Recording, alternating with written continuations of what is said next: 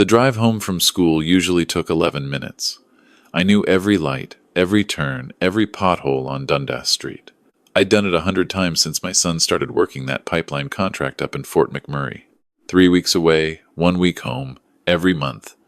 He trusted me to fill the gaps. I didn't mind. Picking up my grandson after school was the best part of my Tuesdays. But that afternoon in November, something felt wrong before I even pulled out of the schoolyard. My grandson climbed into the back seat of my truck and sat there without saying a word. No story about his day. No argument about whether we should stop at Tim Hortons. He just buckled his seatbelt and stared out the window with eyes that looked older than 8 years old. Dark smudges underneath them. Skin the color of old newspaper. I watched him in the rearview mirror. "Hey, buddy. How was school?" "Fine, Grandpa." One word. My grandson, who once talked for 45 minutes straight about the difference between a Zamboni and a snowplow, said one word and went quiet. We drove in silence for a while. At the red light on her Ontario, he shifted in his seat and looked up at me in the mirror. His expression was the kind that makes your stomach drop. Uncertain. Like he was testing whether it was safe to say something. "Grandpa?" "Yeah, bud." He paused. "Does the pink medicine Mom gives me have to taste so bad? Every time I take it, I feel really weird after. Like my brain is full of cotton. I kept my hands on the wheel. I kept my voice steady. "What pink medicine, Liam?" "The one she puts in my juice." He picked at the strap of his backpack. "She says it helps me rest better, but I don't like how it feels. I sleep for so long, and then when I wake up, I don't know what time it is, and Mom's friend is usually already gone." The light turned green. I did not move until the car behind me honked. I pulled into a plaza parking lot off the main road, cut the engine, and turned around to look at my grandson properly. He blinked at me, confused by the sudden stop. "Her friend?" I said carefully. "Does this friend have a name?" Liam shrugged. "Derek. He comes over sometimes. Mom says he's helping fix things around the house." I nodded slowly. I smiled. I told him we were definitely stopping at Tim Hortons. Inside, I ordered him a hot chocolate and a Timbits box and sat across from him watching him eat, and the whole time I was thinking about my son, 3,000 kilometers away on a work site with limited cell service, trusting me, trusting her, trusting everyone to keep this boy safe. I thought about my wife, gone 7 years now, and how she used to say that children tell you everything if you just stay quiet long enough to hear it. I thought about pink medicine in a juice glass. That night, after I dropped Liam home and his mother smiled at me from the doorway and thanked me for picking him up, I sat in my kitchen in Mississauga and didn't sleep. 63 years old, and I'd spent most of them solving problems with my hands. 32 years as an electrician. I understood systems. I understood that when something looks wrong on the surface, the fault runs deeper. You don't patch the wire. You find the source. The next morning, I called my family doctor's office before 8 o'clock. Then I called my son. I kept it simple. I told him Liam seemed tired lately, that I thought we should get him checked out. Nothing to worry about. Probably just the time change. My son thanked me and asked me to text him after. I said I would. I did not tell him about the pink medicine. Not yet. Not until I knew what I was dealing with. The walk-in clinic on Burnhamthorpe had a pediatric doctor on staff that morning, a quiet woman named Dr. Okafor, who had the particular skill of making children feel like visiting her was a normal and even pleasant thing to do. She talked to Liam about hockey while she checked his reflexes.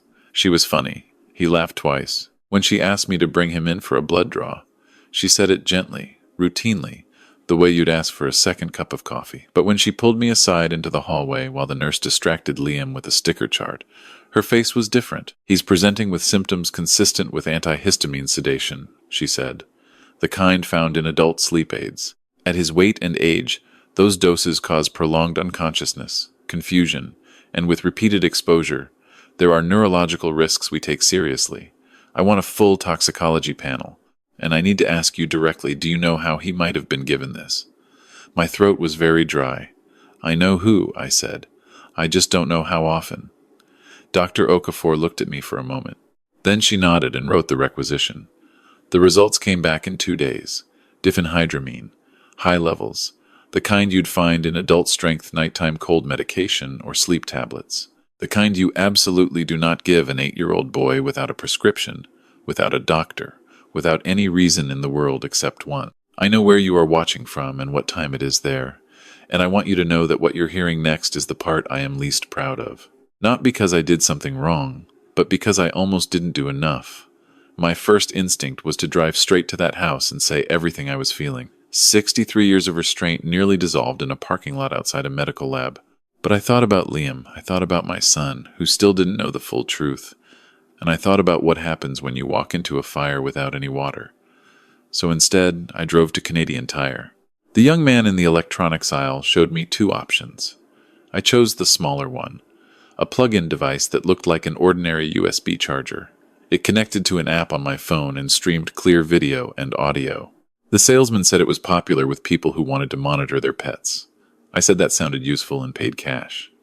Liam's house was a semi-detached on a quiet street in Brampton. My son had bought it 4 years ago when things between them were still good, or at least still seemed that way. I had a key. I'd had one for 3 years for emergencies.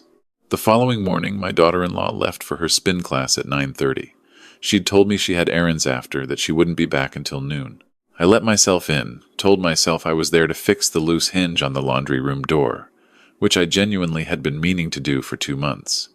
I fixed the hinge, and while I was there, I found a corner of the living room near the front window, where a plug-in charger blended naturally into the baseboard clutter. I angled it toward the main sofa and the front door. I was back in my truck before 10.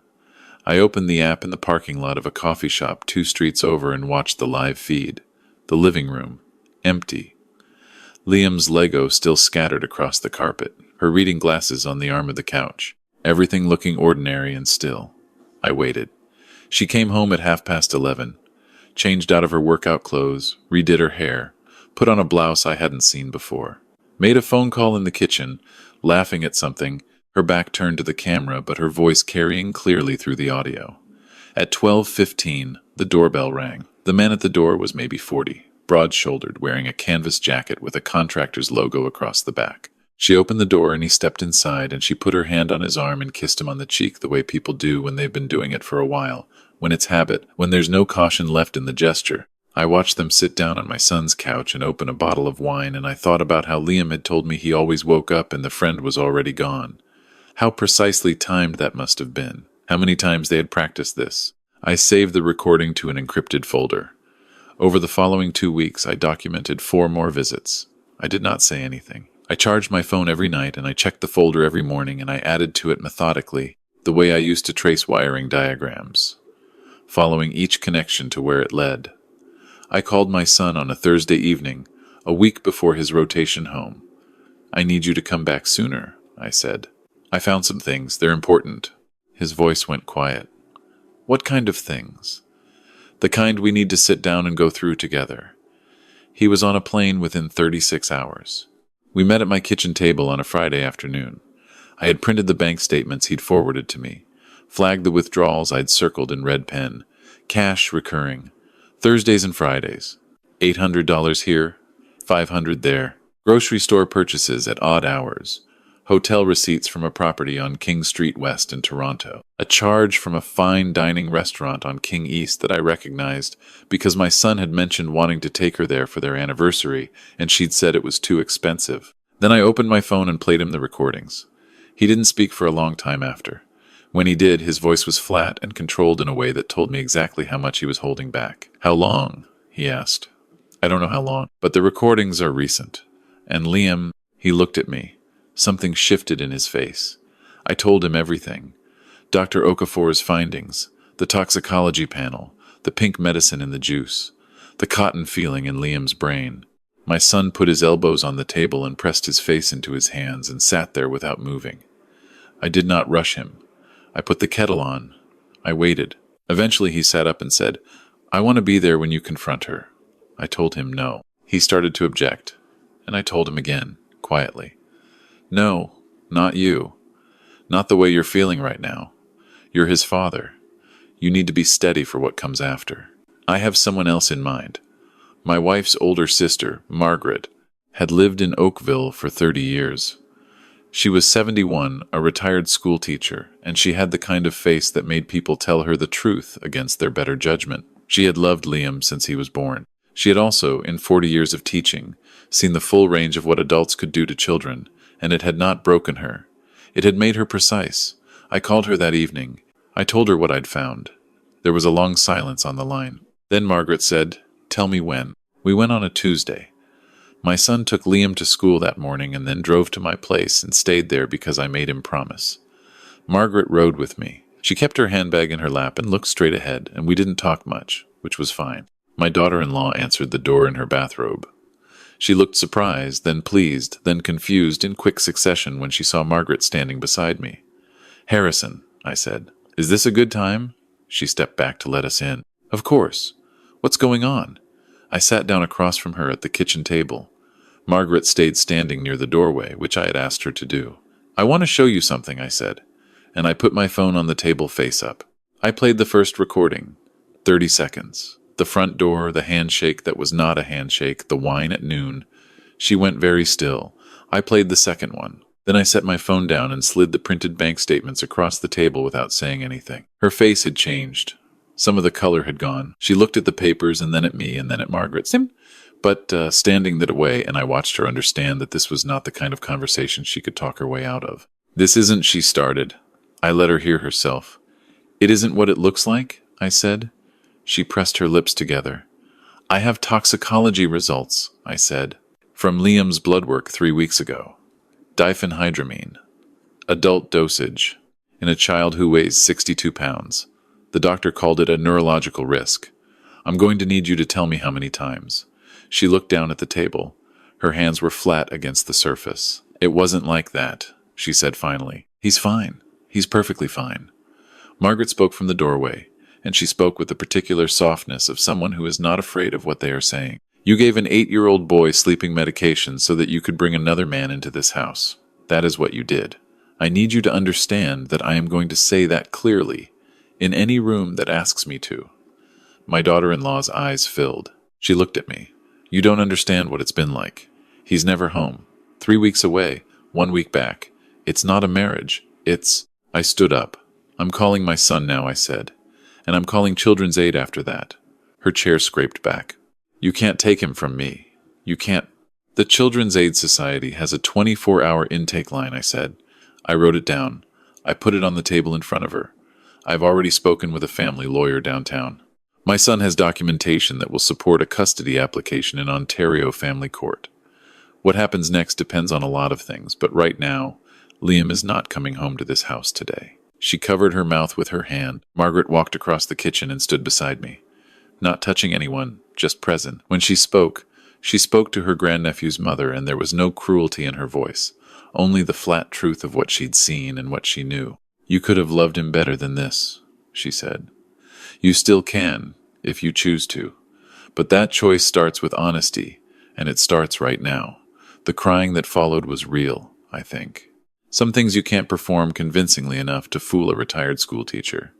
She sat at her own kitchen table and she told us most of it. Not all, but enough. I made the calls from my truck in the driveway. The Children's Aid Society sent a worker out that afternoon. The intake process in Ontario is thorough. They documented everything, spoke to Liam's school, reviewed Dr. Okafor's findings. A constable from the Peel Regional Police took a formal statement from me the following day.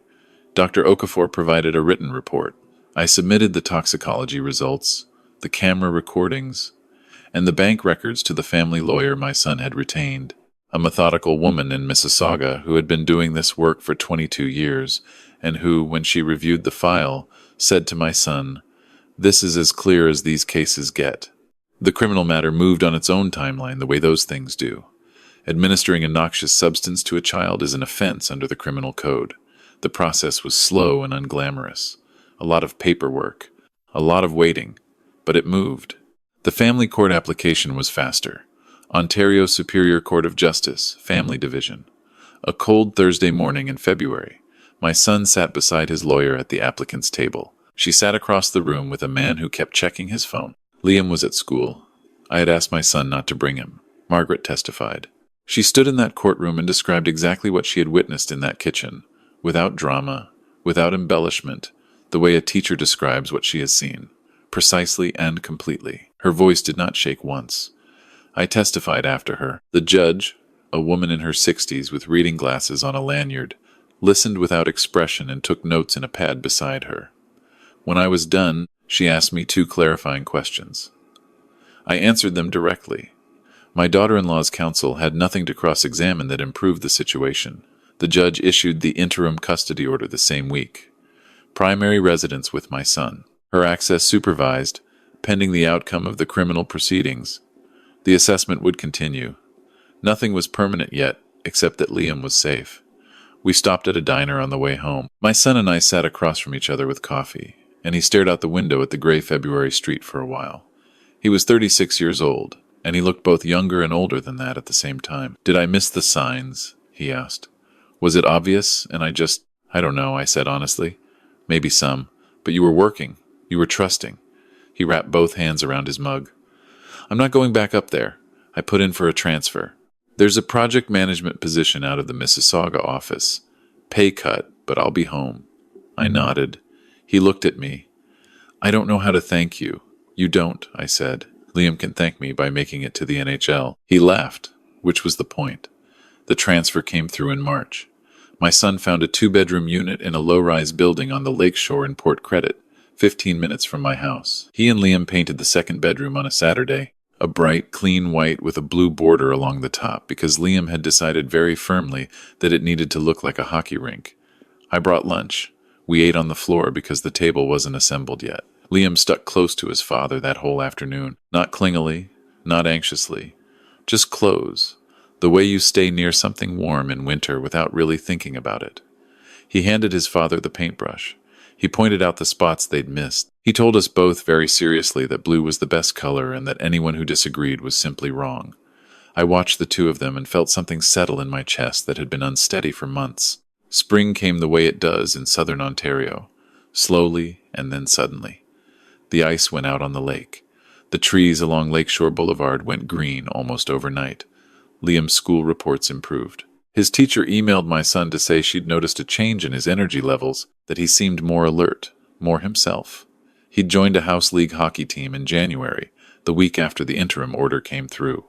Thursday evening practices at the arena in Clarkson. I drove him twice when my son had work conflicts. We would stop at Tim Hortons on the way home, and he would drink his hot chocolate and explain to me in exhaustive detail what he'd done right and what he needed to work on, and what Tyler, who played left wing, had done wrong, and whether it was fixable. I listened to every word. One evening in April, we were sitting in the truck in the Tim Hortons parking lot. Heater on, the last pale light going out over the parking lot. Liam had been quiet for a few minutes, which was unusual enough that I noticed. "Grandpa?" "Yeah, bud." He looked at his cup. "Do you think Mama's going to be okay?" I took a slow breath. "I think that depends on the choices she makes," I said. "But I think she loves you." I believe that part is true. He thought about this. "But she did something wrong." "Yes, and she has to face that now." "She does," I said. "That's how it works. When we do something wrong, we have to face it. That's not punishment. That's just how things get better." He nodded like this made sense to him. The way children accept certain truths more easily than adults because they haven't yet learned to argue with them. "Do you think she'll get better?" he asked. "I hope so, buddy. Genuinely." He finished his hot chocolate. "Okay," he said. And then he asked me whether I thought he should work on his backhand this summer, or whether his wrist shot needed more attention first, and we talked about that for the rest of the drive home. Margaret came for Easter. My son made lamb, which he'd learned from his mother years ago. Liam set the table, mostly correctly, and then corrected his own mistakes without being asked, which I noted privately as a sign of something good. We ate and talked, and Liam showed Margaret his hockey cards with the focused sincerity of a museum curator, and she asked him careful questions that demonstrated she understood less about hockey than almost anyone alive, and he answered each one with complete patience and zero judgment. After dinner, he fell asleep on the couch with his socks off, and one arm hanging over the edge, the way children sleep when they feel entirely safe. Margaret and I sat on the balcony with tea, looking out at the lake. The lights of Oakville were visible across the water. She said quietly, "He's going to be all right." "I know," I said. "He really is," she said, as if she needed to say it once more. For herself, maybe? Or for my wife, who would have wanted to hear it. We stayed out there until the cold came off the water and drove us inside. Looking back now, I can trace the thread back to that afternoon in November, to a little boy in the back seat of my truck who almost didn't say anything, who was this close to deciding it wasn't worth it, that grown-ups didn't listen anyway, that the cotton feeling in his head was just something he had to live with. He said something anyway. That's what I carry with me now. Not the anger, though the anger was real. Not the betrayal, though I felt it. What I carry is the memory of a small voice asking a question in an ordinary truck on an ordinary road, and what would have happened if I hadn't been listening closely enough to catch it. I spent my whole career as an electrician understanding one principle above everything else. The warning sign is never nothing. A flicker, a hum that's slightly off, a circuit that trips for no clear reason. These are not coincidences. They are the system telling you something is wrong before it becomes something worse. Children are the same way. They tell you. Maybe not directly, maybe not in the words you'd expect, but they tell you. If my grandson had not told me, I don't know where we'd be. I don't want to think about it long enough to find out. What I know is this. I have a standing date every Thursday evening at the arena in Clarkson. I bring a thermos of coffee. I sit in the second row on the home side because that's where you can see the full width of the ice. I watch my grandson play hockey badly in the way that 8-year-olds play hockey, with enormous effort and variable results and absolute commitment. And when he skates past the boards and spots me in the stands, he raises his stick briefly, just once. The way hockey players do. I raise my coffee in return. That's all. That's the whole thing. If any part of this reached you today, if you're a parent, a grandparent, anyone who looks out for a child, trust what you're seeing. Trust what they're telling you, even when they're telling you sideways, even when it's inconvenient, even when part of you wants to believe it's nothing. It is almost never nothing. Share this with someone who needs to hear it. Leave a comment and tell me where you're watching from. And if this story meant something to you, subscribe so you don't miss what comes next. You're not alone in this.